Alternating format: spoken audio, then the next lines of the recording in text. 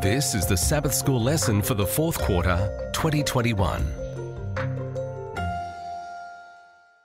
Lesson 2 from the series Present Truth in Deuteronomy, ready for teaching on October 9, titled Moses History Lesson, and I'm Percy Harrold. Monday, October 4, Fulfilled Prophecy.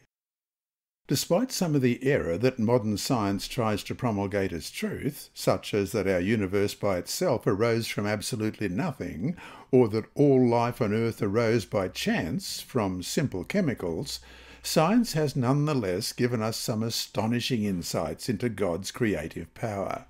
The harmony, the balance, the precision of many aspects of the natural world, even in its fallen state, continue to astound those who study them.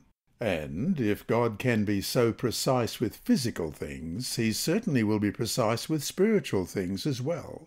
Hence, in the opening verses of Deuteronomy, we can see more of God's incredible precision. Read Deuteronomy 1:1-6. What is the prophetic significance of the fact that Deuteronomy 1:3 talks about the 40th year? Deuteronomy 1, beginning at verse 1. These are the words which Moses spoke to all Israel on this side of the Jordan in the wilderness in the plain opposite Zuph, between Paran, Tophel, Laban, Hazeroth, and Dizahab. It is 11 days' journey from Horeb by way of Mount Seir to Kadesh Barnea. Now it came to pass in the 40th year, in the 11th month, on the first day of the month, that Moses spoke to the children of Israel according to all that the Lord had given him as commandments to them, after he had killed Sihon king of the Amorites, who dwelt in Heshbon, and Og king of Bashan, who dwelt at Ashtaroth in Edrei. On this side of the Jordan, in the land of Moab, Moses began to explain the law, saying, The Lord our God spoke to us in Horeb, saying, We have dwelt long upon this mountain. After the fiasco, when Moses sent spies from Kadesh Barnea to check out the land, and the people rejected the call to take the land, what happened? They were told that they would not enter into the promised land as they had hoped. And for how long would they wait before entering? Numbers 14:34 reads, According to the number of the days in which you spied out the land, 40 days, for each day you shall bear your guilt 1 year, namely 40 years, and you shall know my rejection.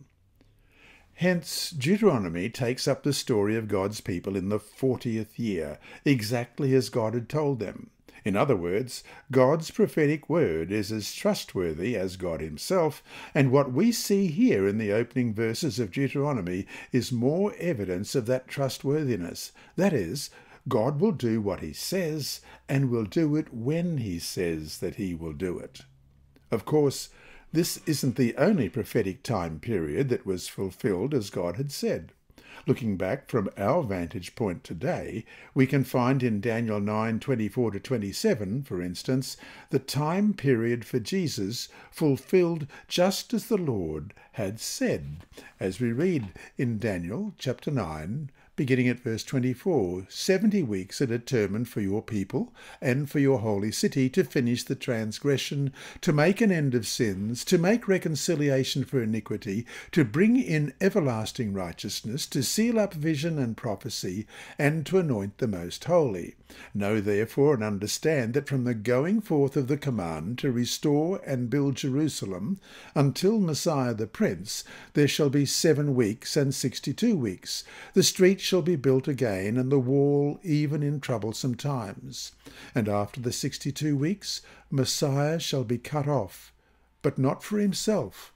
And the people of the prince who is to come shall destroy the city and the sanctuary. The end of it shall be with a flood. And till the end of the war desolations are determined. Then he shall confirm a covenant with many for 1 week.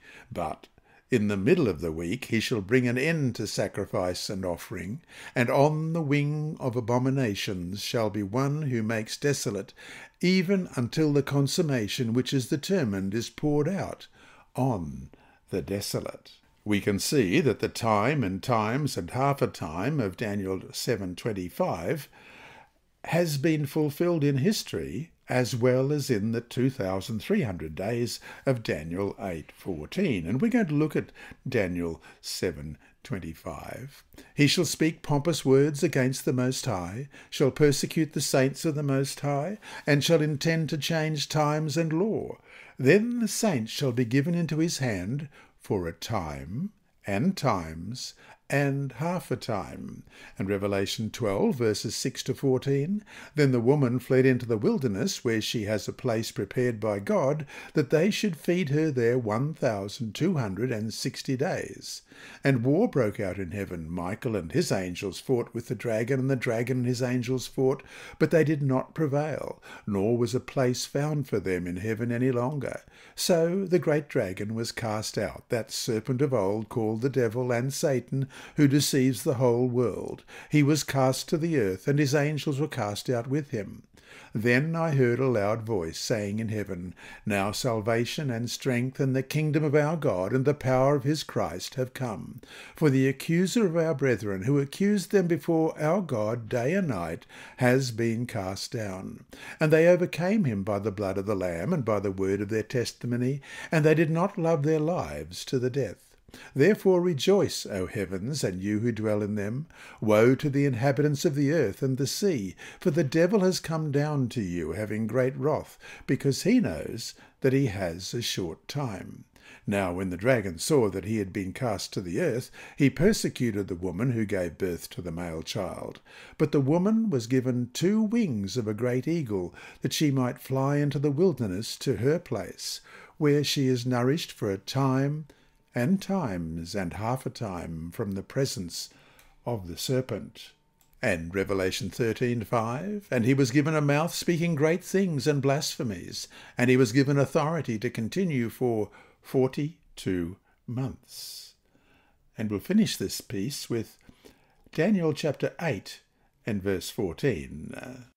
And he said to me, For 2,300 days, then the sanctuary shall be cleansed.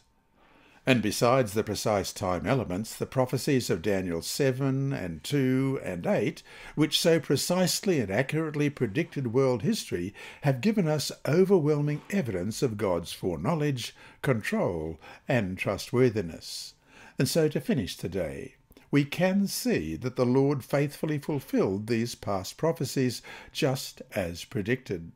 Why should this give us confidence that we can trust him on the things he said would come that are yet in the future? This lesson was read by Dr. Percy Harrold for Christian Services for the Blind. Sponsored by the Sabbath School Department and distributed through Hope Channel Australia, this podcast is also redistributed by Hope Channel Germany, Christian Record Services for the Blind, and It Is Written. It is also available on SoundCloud and through multiple podcast distributors, including Apple iTunes. Remember, God is always faithful.